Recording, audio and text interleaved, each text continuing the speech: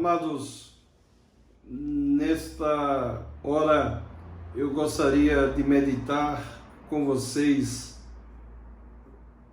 Salmo 139, apenas 4 versículos.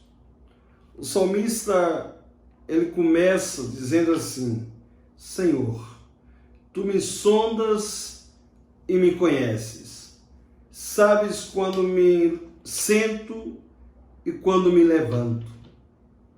De longe percebes os meus pensamentos. Sabes muito bem quando trabalho e quando descanso. Todos os meus caminhos te são bem conhecidos. Antes mesmo que a palavra me chegue à língua, Tu já conheces inteiramente, Senhor. Palavras do salmista Davi. Meus irmãos e amigos, o salmista, ele afirma que o Senhor Deus conhece todas as coisas. E ele começa dizendo: olha, Senhor, Tu me sondas e me conheces. Deus conhece você. Deus conhece tudo. Não existe absolutamente nada que Deus não conheça. Você pode depois meditar nesse Salmo 139. Que salmo interessante. Mas diante das palavras do salmista Davi, que demonstra uma das características de Deus, que é a sua onisciência, ou seja, ele sabe todas as coisas. Mas eu gostaria de lhe fazer uma pergunta. Você sabia que há algumas coisas que Deus não conhece? Mesmo sendo esse Deus que sonda, que conhece tudo, antes que a palavra venha, Ele já conhece. Antes que você pense, Ele já sabe o seu pensamento. Existem 4 coisas que Deus não conhece. Eu quero que você preste atenção. 4 coisas que Deus não conhece até a data de hoje. Deus onisciente. Deus que conhece todas as coisas, Ele não conhece essas 4 coisas. Primeiro, Deus não conhece um pecado que Ele não odeia. Eu vou repetir para que você grave bem. Deus não conhece um pecado que Ele não odeia. Os Salmos descreve a atitude de Deus para com o pecado. Salmos capítulo 5, versos 4 a 6, diz: Tu não és um Deus que tem prazer na injustiça. Contigo o mal não pode habitar. Os arrogantes não são aceitos na tua presença. Odeias todos que praticam o mal. Destrói os mentirosos, os assassinos e os traiçoeiros. O Senhor detesta. Mas ainda no Salmo 45, versículo 7, diz assim: amas a justiça e odeias a iniquidade. Por isso, Deus, o teu Deus escolheu-te dentre os teus companheiros, ungindo-te com óleo de alegria.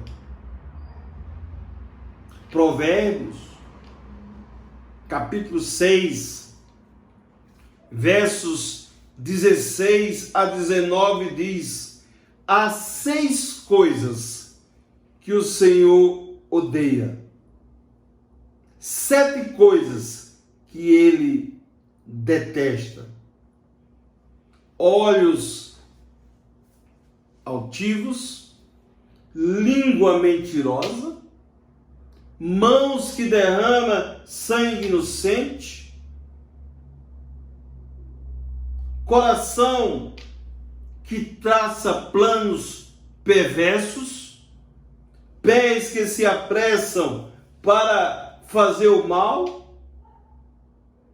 a testemunha falsa que espalha mentiras e aquele que provoca discórdia entre irmãos.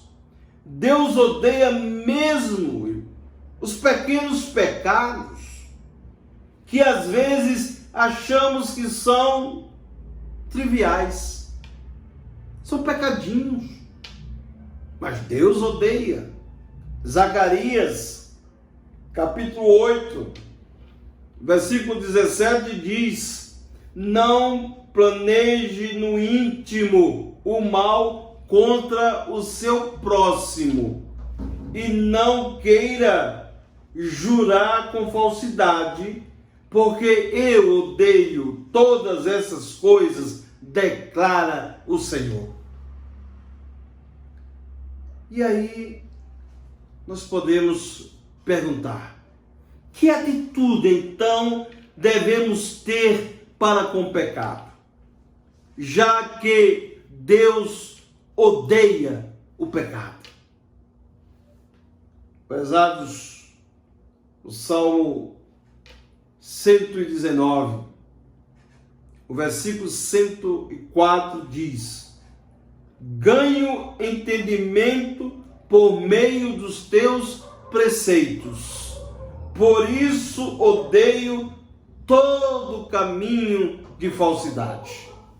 Ainda, o Salmo 119, no versículo 128, diz: por isso considero justos os teus preceitos e odeio todo caminho de falsidade. O apóstolo Paulo, escrevendo em Romanos, capítulo 12, versículo 9, ele diz: o amor deve ser sincero, odeie o que é mal, apegue-se ao que é bom.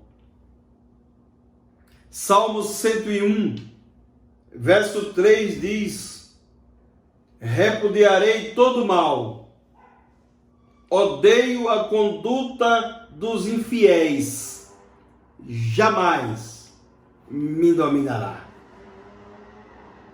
Ainda em Provérbios, capítulo 8, versículo 13, vai falar o seguinte: temer ao Senhor é odiar o mal, odeio o orgulho e a arrogância, o mau comportamento e o falar perverso.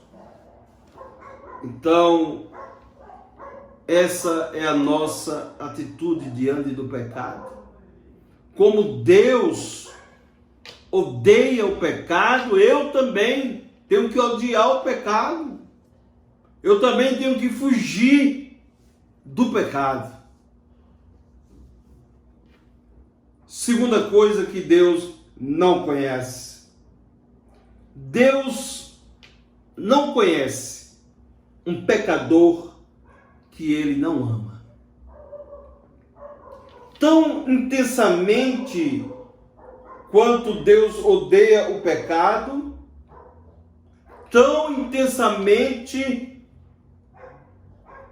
ama os pecadores. Ele odeia, sim, o pecado, mas ele ama os pecadores. Ezequiel 33:11 diz: diga-lhes, juro pela minha vida, palavra do Senhor soberano, que não tenho prazer na morte dos ímpios, antes tenho prazer em que eles se desviem dos seus maus caminhos e vivam. Volte-se dos seus maus caminhos. Por que iriam morrer, ó nação de Israel? E aí nós temos outro texto tão conhecido, João capítulo 3, verso 16, onde diz: porque Deus tanto amou o mundo, que deu o seu Filho unigênito, para que todo que nele crê não pereça, mas tenha a vida eterna. Você sabia que Deus quer que todos que se afastaram do caminho voltem e seja salvo? Se você um dia participou desse caminho, andou nesse caminho e saiu, desviou desse caminho, o desejo de Deus é que você volte. 1 Timóteo, capítulo 2, versos 3 e 4 diz: isso é bom e agradável perante Deus nosso Salvador, que deseja que todos os homens sejam salvos e cheguem ao conhecimento da verdade. Ainda, na segunda carta de Pedro, capítulo 3, versículo 9, o Senhor não demora em cumprir a sua promessa, como julga alguns. Pelo contrário, ele é paciente com vocês, não querendo que ninguém pereça, mas que todos cheguem ao arrependimento. E aí eu posso usar dois textos que são o retrato fiel do amor de Deus.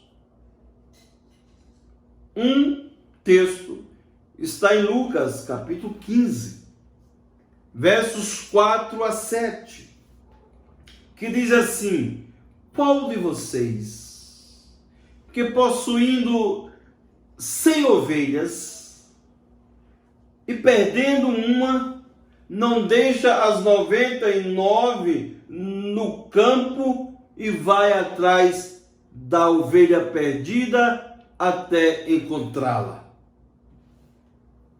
E quando encontra, coloca alegremente entre os ombros e vai para casa. Ao chegar, reúne os seus amigos e vizinhos e diz: alegre-se comigo, pois encontrei a minha ovelha perdida. Eu lhe digo que, da mesma forma, haverá mais alegria no céu por um pecador que se arrepende do que por 99 justos que não precisam arrepender-se.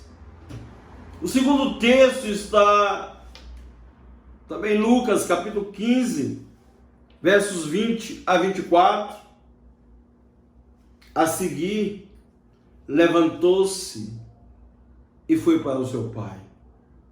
Estando ainda longe, seu pai o viu e, cheio de compaixão, correu para o seu filho e o abraçou e beijou.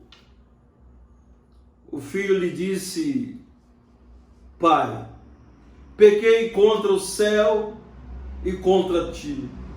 não sou mais digno de ser chamado teu filho. Mas o pai disse aos seus servos: depressa, traga a melhor roupa e vistam nele.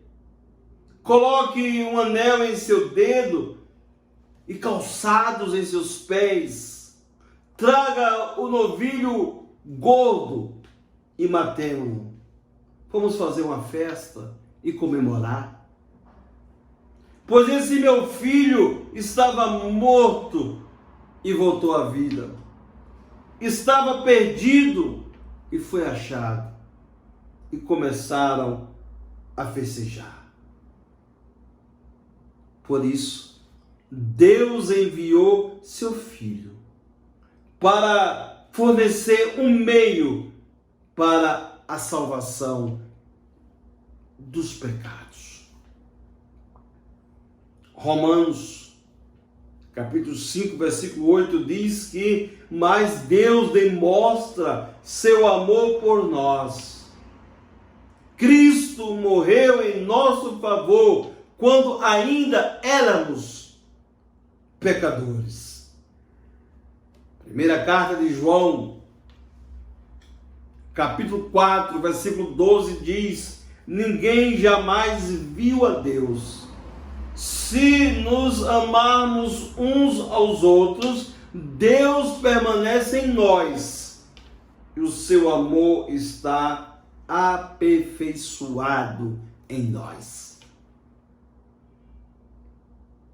A terceira coisa que Deus não conhece. Deus não conhece nenhum método além do Evangelho que pode salvar.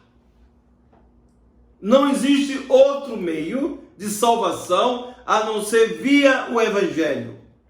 O Evangelho é o meio de salvação de Deus para toda a humanidade.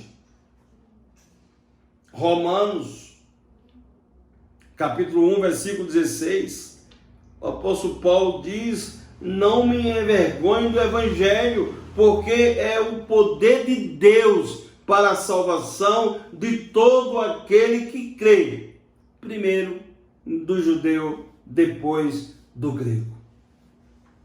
Esse é o único meio de salvação.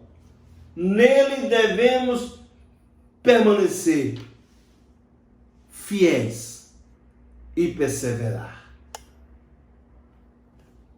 1 Coríntios, capítulo 15, versos de 1 a 4 diz: irmãos, quero lembrar-lhes o evangelho que lhe preguei, o qual vocês receberam e no qual estão firmes. Por meio desse evangelho, vocês são salvos, desde que se apeguem firmemente à palavra que lhe preguei. Caso contrário, você tem crido em vão. Pois o que primeiramente lhes transmiti foi o que recebi: que Cristo morreu pelos nossos pecados, segundo as Escrituras, foi sepultado, ressuscitou ao terceiro dia, segundo as Escrituras. O Evangelho é o meio de você encontrar a salvação. A quarta coisa que Deus não conhece. Deus não conhece nenhum momento melhor do que agora para você se apresentar ao Evangelho. Deus prometeu apenas uma oportunidade para a salvação. Só tem uma oportunidade. E sabe qual é? Hoje. Segundo os Coríntios 6:2 diz: pois ele diz, eu o ouvi no tempo favorável e socorri no dia da salvação.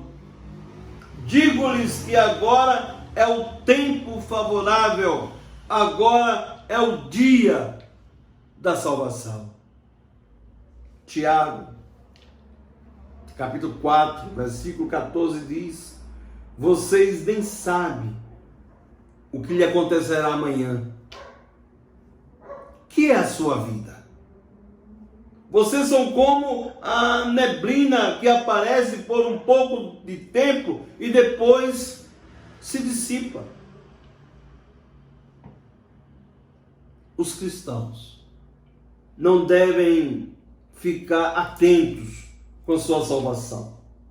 Temos de trabalhar e ser fiel hoje. Romanos capítulo 13, versos 11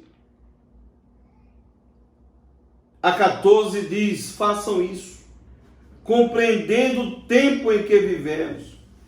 Chegou a hora de vocês despertarem do sono, porque agora a nossa salvação está mais próxima do que quando cremos. A noite está quase acabando. O dia logo vem. Portanto, deixemos de lado as obras das trevas e vistamos-nos a armadura da luz. Comportemo-nos com decência, como quem age à luz do dia, não em orgias e bebedeiras, não em imoralidade sexual e depravação, não em desavença e inveja. Pelo contrário, revista-se do Senhor Jesus Cristo e não fiquem premeditando como satisfazer os desejos da carne. Evangelho de João, capítulo 9, versículo 4 diz: enquanto é dia, precisamos realizar a obra daquele que me enviou. A noite se aproxima, quando ninguém pode trabalhar. Amados, eu quero nesse momento concluir dizendo: se você é um pecador, precisa perceber que Deus odeia o pecado, mas te ama tanto que Ele enviou seu Filho para morrer por você. Hoje, agora, é o momento para que você possa responder ao plano do Evangelho da salvação, não amanhã. Se você está ouvindo a voz do Senhor, não endureça o seu coração. Hoje é o dia. Deus está de braços abertos, pronto para lhe receber. Que Deus lhe abençoe. Um grande abraço.